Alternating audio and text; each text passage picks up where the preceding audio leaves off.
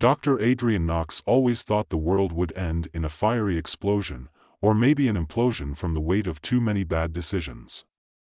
He had imagined the final days of humanity to be far grander than a sterile government laboratory filled with blinking lights and the smell of antiseptic.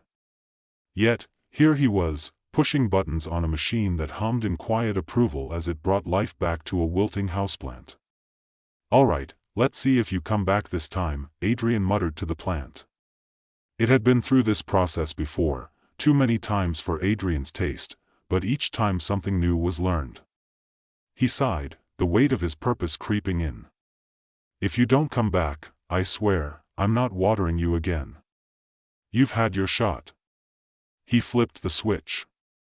For a moment, nothing happened. Then, the leaves of the plant twitched, like it was stretching, waking up from a nap. Slowly, the plant sat upright, its once drooping leaves now perky and full of life. "Holy hell," Adrian whispered. His heart raced, not with excitement but with a sense of cold dread. He had done it. He had successfully revived something. Again, a voice broke through his thoughts. "Dr. Knox, are you wasting time with plants?" Adrian turned around and saw Agent Ford, the government liaison, striding across the sterile lab floor. His black suit made him look even more imposing than usual, though the wrinkles on his forehead suggested that not even his professional demeanor could cover the stress of dealing with a mad scientist's latest pet project. "I assure you, Ford, this is cutting-edge work. It's not just a plant. It's proof that I can bring life back. And who doesn't like plants?"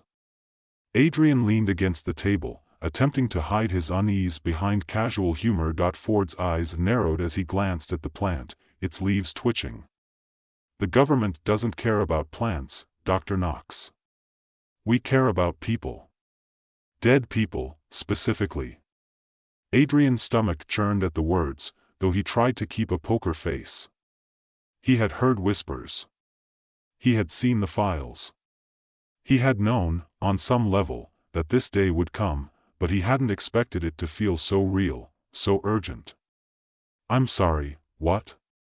Adrian asked, his voice a mix of disbelief and morbid curiosity. Ford stepped closer, his eyes scanning the lab with a practiced efficiency. "We've been watching your progress with the healing process. You can heal yourself, correct? And now this, bringing life back to dead organisms. That's no small feat. The government wants you to use that ability to bring back key individuals. Think about it, Dr. Knox. What if we could bring back leaders, scientists, generals? Imagine how it could reshape the world." Adrian blinked, his mind racing to process the request. "I'm not. What are you asking me to do, exactly?" Ford's lips curled into something between a smile and a grimace. "We need you to bring back people who matter. People who can change things, people who could be of use to our country's interests. It's a simple transaction, really. You do the work, and we'll make sure you get the recognition you deserve. Think of the fame, the fortune, the legacy." Adrian swallowed hard, glancing over at the plant. There was something deeply wrong about this, though he couldn't pinpoint what exactly. "You want me to bring people back from the dead," he said slowly, as if testing the waters of what sounded like a terrible joke. "And you think that's a good idea?" Ford's smile didn't falter. "Not only a good idea, Dr. Knox, but an essential one. There are figures in history who, if revived, could stabilize the country. Imagine bringing back a general who could end wars, a leader who could negotiate peace. There's nothing wrong with this, only potential." Adrian's head swam. The ethical implications were too massive to ignore. If he did this, if he used his abilities to bring back powerful people, what could possibly go wrong? The world was already filled with enough unrest, political tension, and global instability. Was this truly the way to fix things? Or was it just an elegant mask for something far more sinister? "You're not telling me the full picture, are you, Ford?" Adrian said, crossing his arms. He felt a little more grounded, but the unease lingered in his chest. You make it sound like this is all in the name of peace, but I know how these things go. Power corrupts. Especially when you're playing with life and death. Ford's expression hardened for a split second before he regained control. I'm telling you enough to make a decision. Either you cooperate, or we'll find someone else who can. Adrian stared at Ford, the weight of his words sinking in. For a moment, it felt as if the air had thickened, pressing down on him, urging him to take a step back. But he had already stepped too far into this game. Fine. I'll do it, he said finally, his voice barely a whisper. But you better be ready for whatever happens next. I'm not promising miracles. Ford nodded curtly, as if this were all part of the plan. Good. We'll be in touch with the first individual. Prepare yourself, Dr. Knox. This will change everything. Adrian watched him leave, his mind still reeling. The plant on the table stood in stark contrast to the chaos in his mind, a symbol of life returning from the brink of death. But even the plant was an illusion. Life had returned, but was it truly the same? Was it really the plant he had known? Or was it something else altogether, an echo of life? The lab had been transformed for the first official resurrection. The lights were dimmed, the air conditioning humming softly in the background. Adrian stood over the revived body of General Samuel Ward, a man whose death had altered the course of history years ago. The general had been frozen in cryostasis, preserved in a cold state, waiting for the day when his country might call upon him again. That day had come. Adrian's fingers hovered over the control panel. He could feel his heartbeat thudding in his chest, not out of excitement but from a deep-seated fear. He had never resurrected a human being before. He had no idea what to expect. He flicked a switch, and the process began. The general's body stirred. His fingers twitched. His chest rose and fell as he took his first breath since his death. Adrian watched, mesmerized, as the once lifeless form of General Ward began to move. Where am I?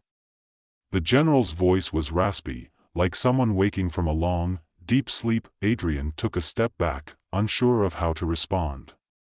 You're back. You were dead. But now you're alive again. Ward's eyes fluttered open, and he blinked at Adrian, his gaze unfocused. Then, slowly, as if piecing together fragments of his memories, he began to sit up. I remember fighting. War. A battle, a decision I made. The general's eyes narrowed, and his expression grew harder. I was taken before my work was finished.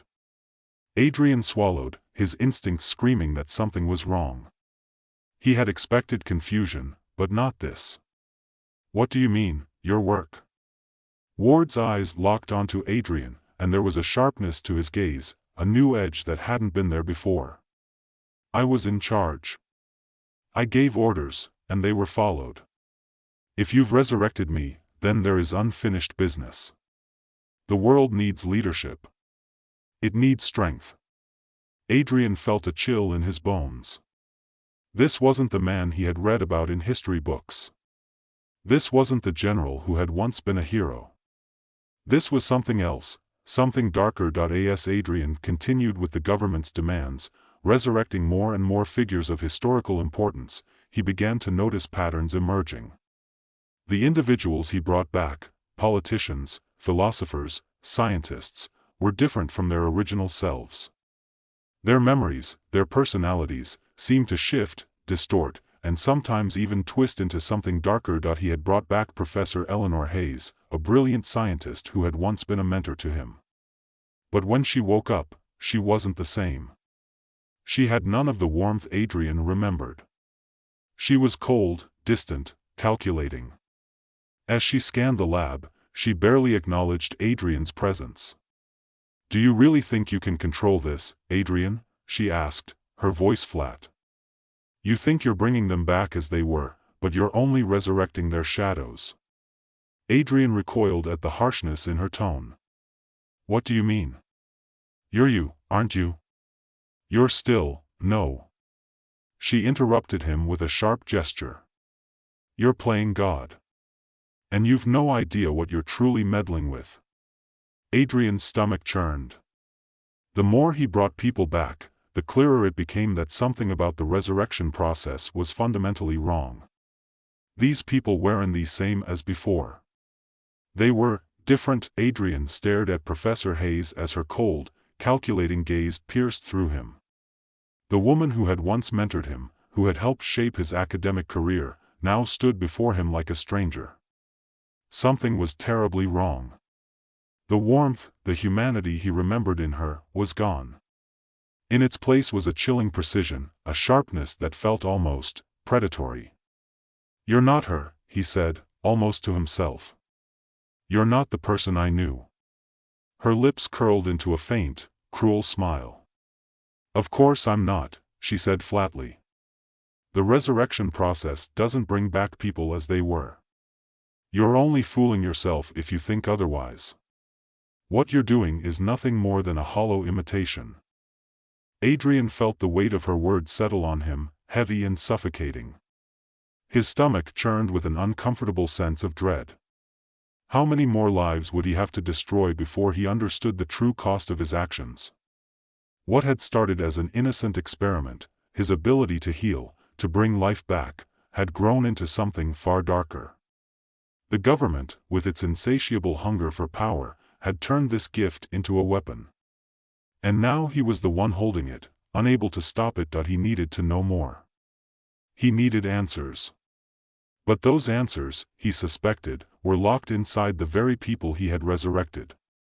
"Why are you doing this?" he asked, his voice barely a whisper. "You were a scientist. You should know better than this. We can't control life like this." Professor Hayes's eyes narrowed, and she stepped closer, her voice low and conspiratorial. "You think you can control it? You can't. You've just cracked the surface of something far older, far more dangerous. Life and death aren't just biological processes. They're part of a cycle you can't even begin to understand." Adrian recoiled. His mind raced, trying to make sense of what she was saying. She was supposed to be helping him. She was supposed to understand the limits of science. But now, she sounded more like one of the rogue figures he had seen in movies, the ones who toyed with forces beyond their comprehension and paid the price for it. "Where do you get off?" he began, his voice shaking, "telling me that I can't control this? I'm the one who's been bringing people back from the dead. I'm the one who made a terrible mistake," she interrupted, her eyes cold. "You've unleashed something you don't fully understand, and the longer you continue, the worse it's going to get." Before Adrian could respond, the lab door opened, and Ford strode in, as calm and composed as ever. His eyes flicked between Adrian and Hayes, taking in the tension that hung thick in the air. "I trust everything is going smoothly?" Ford asked, his voice smooth and professional, betraying no hint of the underlying chaos that had been building. Adrian shot him a look, his frustration boiling over. "Smoothly? You're asking me if it's going smoothly after what happened here today?" He gestured at Professor Hayes, his voice rising. "She's telling me that we're playing with fire. She's telling me that we don't know what we're doing." Ford didn't flinch. "You're wrong, Dr. Knox," he said, his voice low. "We know exactly what we're doing. And you're going to help us." Adrian felt his fists clench. His mind was racing. He could feel the walls closing in around him, the weight of the choices he had made starting to crush him under its unbearable pressure. Ford was right, he had gotten in too deep. There was no turning back now. The government wanted power, and he had provided the key. But at what cost? "How many more do you want me to bring back?" Adrian asked, his voice trembling with barely contained anger. "How many more people are you going to resurrect? What happens when they start doing things I didn't expect? When they start turning on us?" Ford's expression softened, almost as if he were disappointed. "Dr. Knox, you're looking at this all wrong. You see these people as threats, as anomalies. But the truth is, you've unlocked something far more powerful than you realize. These individuals, they're not just individuals anymore. They're a new kind of weapon. A force that we can control. Adrian shook his head in disbelief. You really believe that, don't you? You really think you can control them after they've come back? After all the damage they've done? Ford didn't answer immediately. Instead, he turned to Hayes. You know the plan, Eleanor. We need the others. Professor Hayes nodded, her lips twitching into something resembling a smile. The others are waiting, Dr. Knox. And you'll continue to bring them back, whether you like it or not. Adrian's heart sank. He couldn't believe what he was hearing. He was no longer a scientist. He wasn't even a man of ethics. He was just a tool, a means to an end. And the world was changing because of it. The resurrected individuals were no longer human, they were something else entirely. Something dangerous. As the days passed, Adrian continued his work, his unease growing with every resurrection. General Ward had become more erratic, more dictatorial in his approach. He began to speak of military strategy, of world domination, of a new world order that could only be built on the backs of the resurrected. The philosophers he had brought back were no better. They spoke of reshaping society, of remaking the very fabric of human existence, but they were not the men and women they had once been. They were more like twisted reflections of themselves, obsessed with control, with power. The more Adrian worked, the more he realized the horrible truth. These people weren't being resurrected as they had been, they were being corrupted. They were becoming something different. And he had no idea how to stop it. The last straw came when Adrian was asked to resurrect his own mother. It was a request that shook him to his core, one he had tried to avoid for years. His mother had died when he was just a boy, and her death had haunted him ever since. The pain of losing her, the regret, the unanswered questions, it had all stayed with him.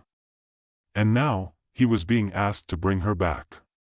The government wanted her as a symbol, a figurehead, someone who could help rally the public support for the resurrection program. But what would happen if he succeeded?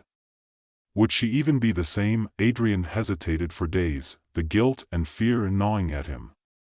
But in the end, the government's pressure won out. He had no choice. They would take her body, preserve it, and he would be the one to make her come back. The procedure was set. His mother's body was carefully placed on the operating table, her face pale and serene in death, a perfect image of the woman he had loved and lost. Adrian stood over her, his hands trembling as he prepared the equipment. The room was silent except for the hum of the machines, the sound of his own breathing filling his ears. He pressed the button. For a moment, nothing happened. Then, slowly, almost imperceptibly, her chest rose. Her eyes fluttered open, and Adrian froze, his heart pounding. The woman who had once been his everything, the one who had comforted him as a child, the one who had given him everything she had, was back, but she wasn't the same. Her eyes, when they focused on him, were cold, distant. There was no recognition, no warmth in her gaze. She blinked, her lips parting as if to speak. But the words that came out of her mouth weren't the ones Adrian had hoped for. "Why have you brought me back?" she asked, her voice hollow and lifeless. It wasn't her voice, not really. It was a distorted version of it, robotic and detached. "Mom?" Adrian's voice cracked. He took a step forward, but she recoiled, her expression hardening into something unfamiliar.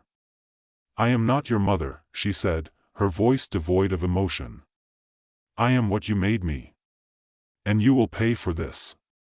Adrian's heart dropped. The shock of hearing those words, seeing her turn from a loving mother into something unrecognizable, was almost too much to bear. She was no longer his mother. She was something else, something corrupted by the process, a soulless imitation, and just like that, Adrian understood, the resurrection wasn't about bringing people back. It was about changing them. It was about unleashing something far darker than anything he had ever imagined. The world was no longer the same. And neither were the people he had brought back. Adrian stumbled backward, his mind struggling to make sense of what had just happened. His mother, his own mother, stood before him, cold and unrecognizable. The woman he had longed to see again, the woman who had shaped his childhood, was now nothing more than an empty shell. A hollow, lifeless imitation of the person she had once been. Her eyes, once filled with warmth and love, now bore no trace of recognition. Instead, they were filled with an eerie emptiness, as though she were seeing him for the first time, or perhaps, not seeing him at all. The silence in the room was suffocating, broken only by the quiet hum of the machine still running. Adrian stood frozen, his throat tight, his hands shaking. This wasn't just the pain of losing her again. This was something far worse. The truth hit him like a slap in the face. Resurrection wasn't a return to life, it was a distortion, a perversion of it. "Why are you doing this?" Adrian finally asked, his voice barely above a whisper. "I didn't want this. I never wanted this." She cocked her head slightly, as if considering his words, before responding with a chilling detachment. "It doesn't matter what you wanted, Adrian. What matters is that you've made me something I wasn't. You've brought me back, but I'm not the same. Neither are you. This world is changing, and you're the one who opened the door." Adrian's pulse quickened, his breath coming in shallow gasps. His mind raced. What had he done? What had he unleashed upon the world? He had hoped, he had desperately hoped, that there would be a chance to undo the damage. But as he looked at his mother, at the twisted version of her standing before him, he knew deep down that there was no going back. The damage was done. The line had been crossed. "I'm sorry," he whispered, the words barely escaping his lips. But even as he spoke them, he realized how meaningless they were. His apology could never bring back the woman he had lost. It could never undo what had been done. His mother stepped forward, her expression now hard and unyielding. "Sorry won't fix anything," she said, her voice cold and devoid of emotion. "But you've made your choice. You've decided that the dead should walk again. And now you'll deal with the consequences." Adrian's heart sank. The weight of her words settled heavily on his shoulders. It wasn't just about her, or the others he had resurrected. It was about the entire world.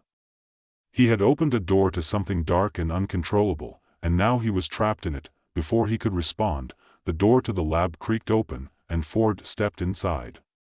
His eyes flicked between Adrian and the resurrected woman, his face betraying no emotion. It was as if this were just another day in the lab, another part of the plan. "Is it done?" Ford asked, his voice cool and businesslike. Adrian turned to him, the anger and frustration bubbling up inside him. "Is it done? You knew this would happen, didn't you? You knew what would happen to them. You knew what would happen to her." Ford's expression didn't change. He simply stepped closer, his voice lowering. "This was always the plan, Dr. Knox. You brought them back because we needed them.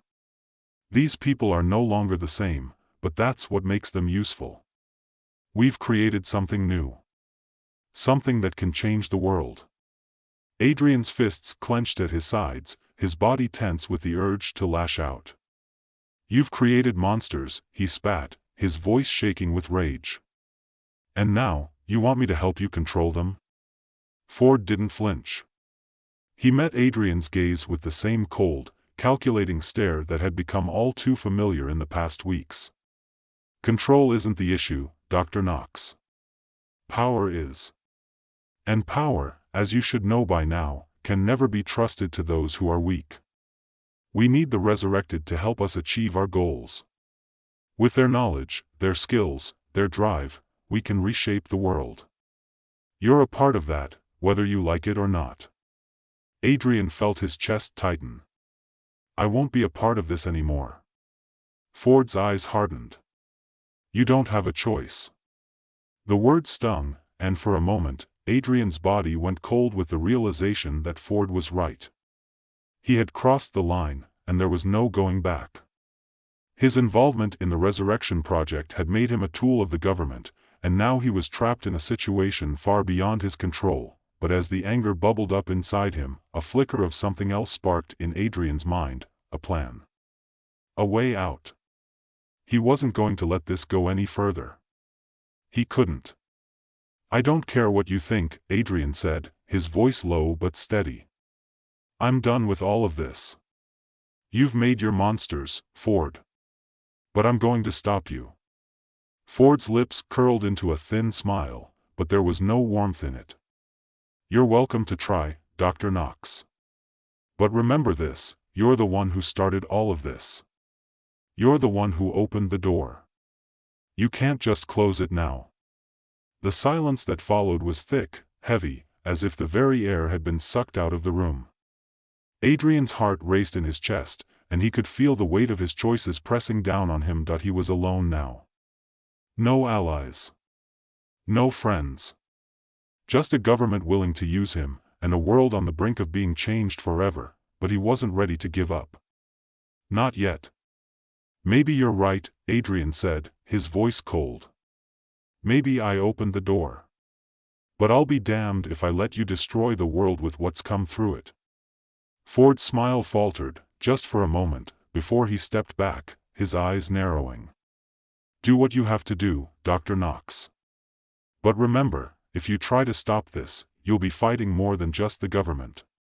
You'll be fighting something far worse than you can imagine." Adrian's eyes never left Ford's as the door closed behind him. For the first time in a long while, Adrian felt a sense of clarity. He didn't know how he was going to stop the resurrected, how he was going to undo the mess he had created. But he knew one thing for sure: he wasn't going to let this world slip into the hands of those who thought they could control death. The world had changed. And so had he, but there was still time. Time to fix this. Time to put things back where they belonged. He turned to his mother, still standing there in the lab, her cold, lifeless eyes locked onto his. "Don't worry," he whispered. "I'll make things right." Adrian's eyes lingered on his mother, her face an unervingly perfect mask of the woman he had once known.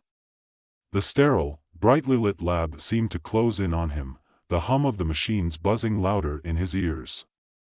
The air felt thick, like something had shifted in the very fabric of the room, and Adrian couldn't shake the feeling that every decision he had made had led him here, to this unholy place where the dead didn't simply return, they changed. His mother hadn't even reacted to his whispered promise.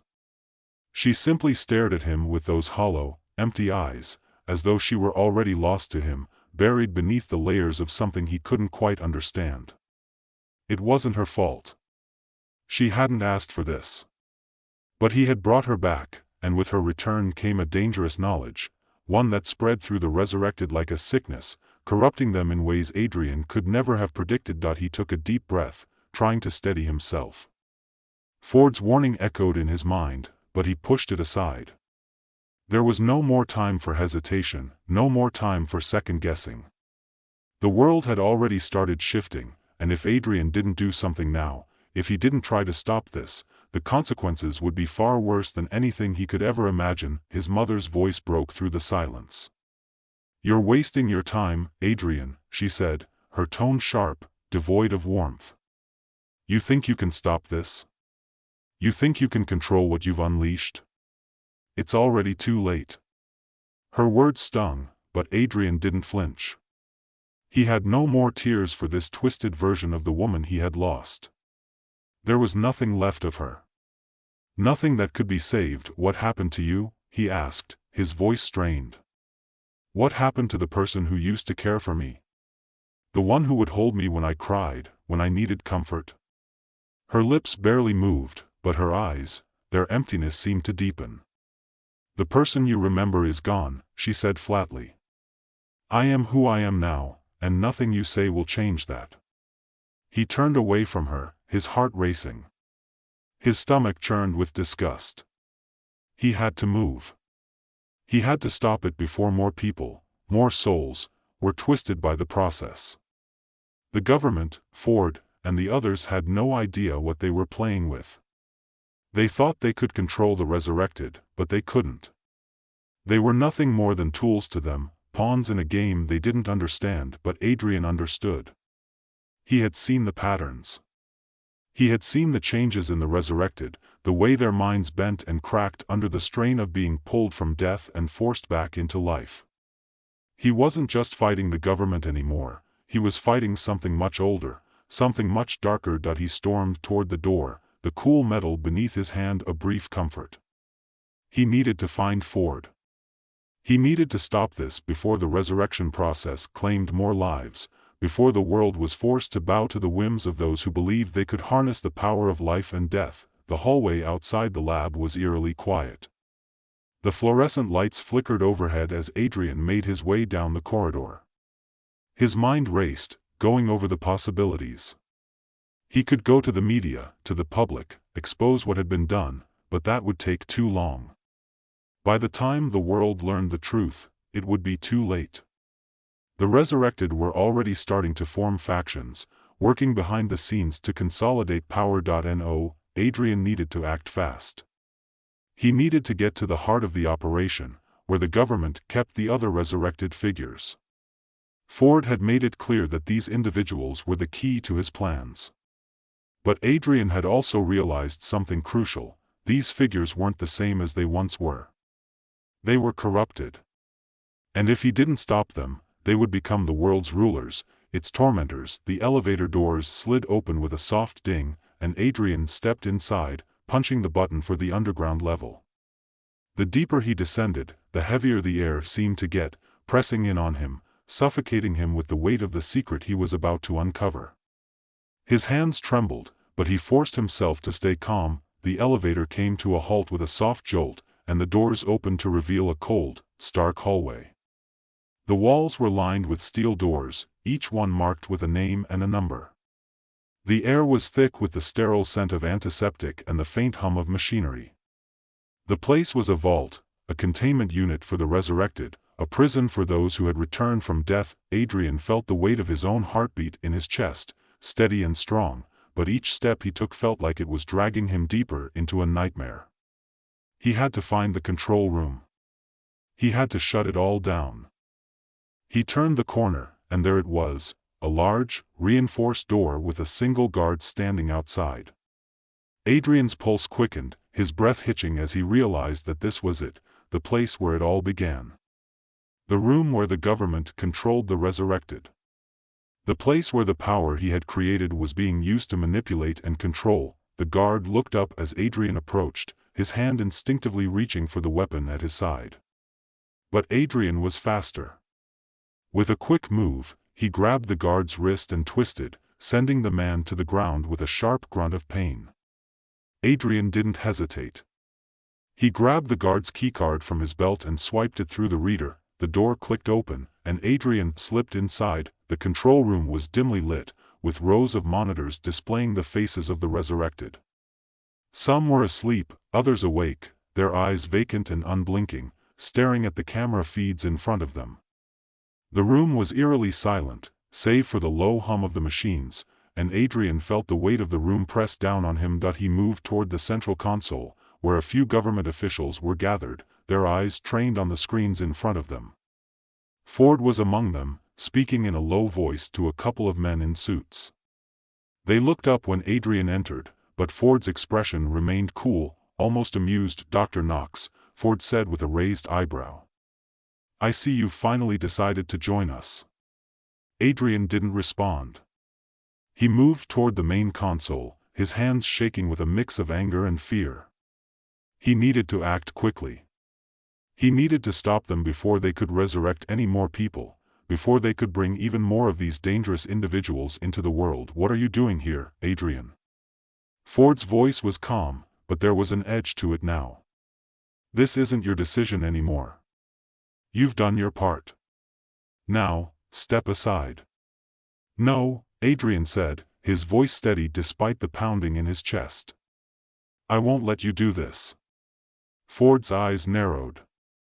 "You can't stop it. This is bigger than you. Bigger than anything you could ever understand." Adrian slammed his hand down on the control panel, his fingers moving quickly across the keys. A warning alarm blared through the room, and the screens flickered.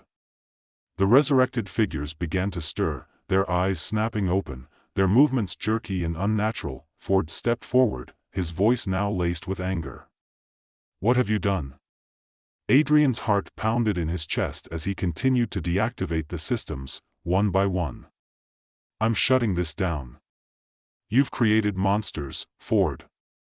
You don't even know what you've unleashed." Ford lunged at him, but Adrian was ready. He moved out of the way just in time, his fist connecting with Ford's stomach in a sharp blow. Ford staggered back, winded, but his eyes never left Adrian. There was no fear in them, only cold calculation. "You think you've won?" Ford spat. "You can't stop this. The resurrection process is irreversible." Adrian's fingers flew over the keyboard, but then, with a sharp crack, one of the resurrected figures, General Ward, appeared in the doorway, his face twisted into a sneer. "He's right, you know," the general said, his voice low and deadly. "You can't stop us. We were made for this. And now, we will take what's ours."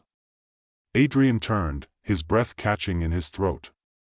The resurrected soldiers, the leaders, the powerful figures, they were all awake, and they were coming for him. The room exploded into chaos.